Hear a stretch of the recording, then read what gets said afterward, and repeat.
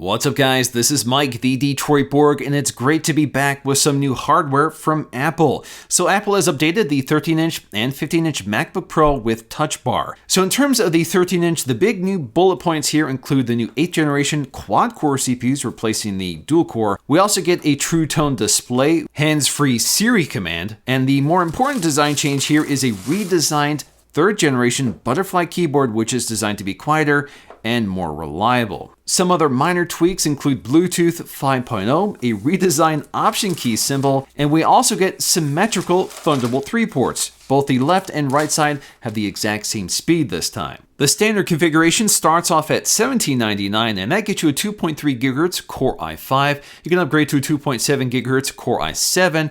8 gigs of RAM is standard, but you can upgrade to 16 gigs for $200. I think that might be worth the upgrade price. In terms of the RAM specs, it's LPDDR3, which is the same as last year, which is clocked at 2133 MHz. In terms of storage, 256 is standard, but you can upgrade all the way up to 2 terabytes for a mere $1,400. And of course, it's available in silver or space gray. First up, we have some paperwork, and the paperwork is pretty familiar. Of course, we have a quick start guide. In this case, it's highlighting High Sierra.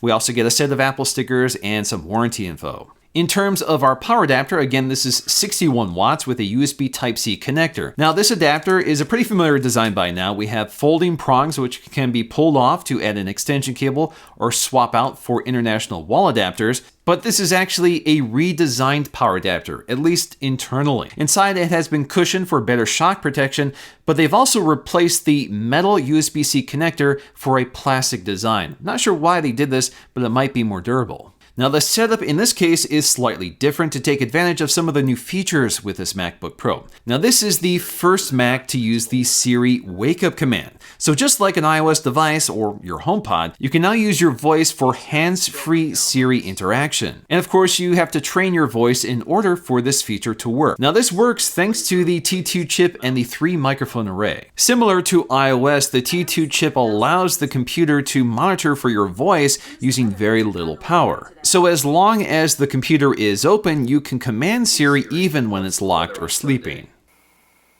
The weather's looking good on Sunday. Up to 77 degrees.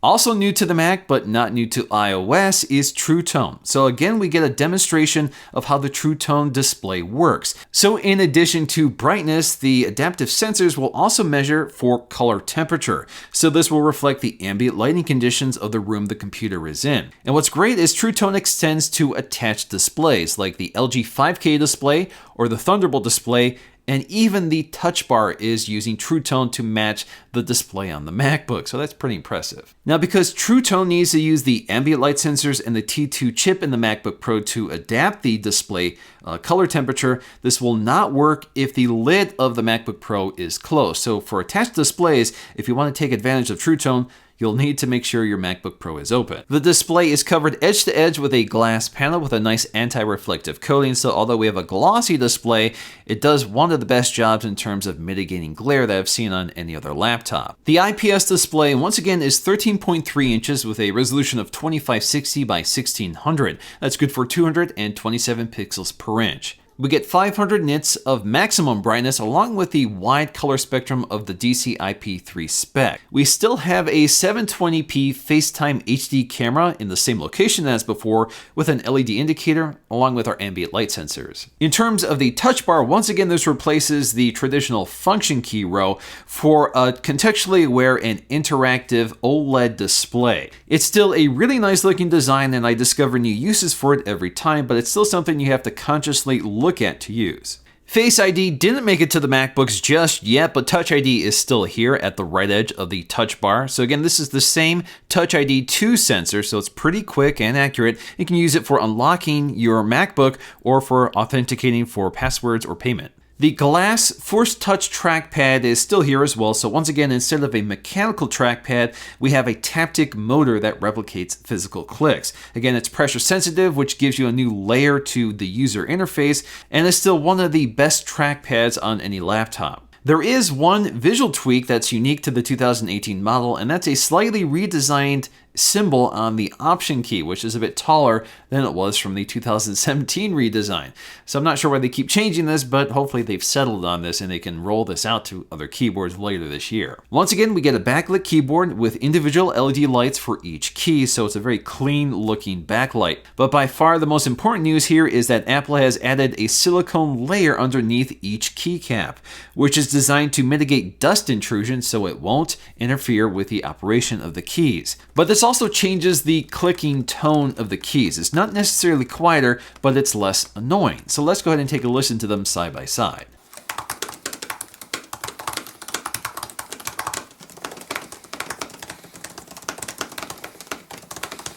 Now personally, I've been a big fan of this keyboard design since it came out because it's so fast. There's less mechanical action and the keys are extremely solid and wide, so you can hit the keys really quickly and accurately. And this third generation for the most part feels exactly the same, but it's a little softer sounding, and initially it doesn't feel quite as crisp as the second generation, but if I wasn't comparing them side by side, I wouldn't know the difference. Now, ventilation is going to be very important for this computer because of those quad-core chips. And if you go for the i7, you want to make sure this computer can breathe very well. Now, there's lots of ventilation here, but it's pretty well hidden. So you'll find ventilation inside the hinge as before, but you'll also find ventilation along the bottom side edge, which is also part of the speaker design. Apple also redesigned the internal speaker system. So although the speaker grills on the top are still fake outlets, the speakers actually come from the vents on the side. The speakers and the chambers have been redesigned for the new larger battery, and the effect here is definitely an improvement. To my ears, it's not louder, but the quality of the sound has improved slightly.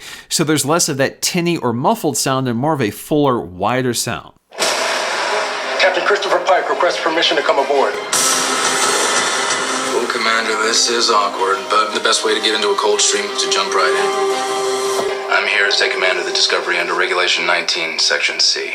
The bottom of the MacBook has a single removable panel which is fastened with pentalobe screws and is protected by 4 black plastic feet. However, this computer really is not user upgradable. Everything is glued, soldered, and otherwise permanently fixed to the motherboard of this computer. So make sure you get the configuration you want from the store because you can't change it later. We still get 4 Thunderbolt 3 ports, 2 on the left, 2 on the right, and a headphone jack, but this time the ports on the right side have the same 40 gigs per second throughput as the ports on the left side. Previously, only the 15-inch MacBook Pro offered this capability, but we finally get it in the 13-inch. So 2 years later, this 4-port design is still kind of a headache for a lot of people because you'll need some adapters to use legacy peripherals, but these high-speed ports can drive a 5K display, high-speed storage, and most recently, an external GPU. Apple even worked with Blackmagic on an external GPU design, which I'll feature in a separate video. Apple did redesign the battery pack here from 5-cell to 6-cell,